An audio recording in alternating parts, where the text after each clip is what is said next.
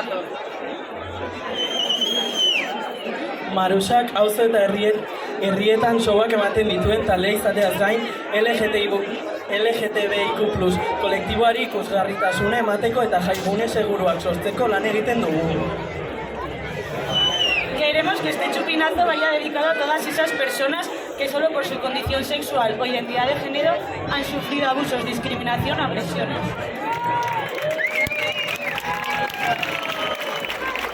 Colectivo feminista, que siempre ha ido y deberá de ir de la mano junto al nuestro. Personas que no pertenecéis al colectivo, tenéis que ser aliadas y ayudarnos en nuestra lucha, no miréis hacia otro lado.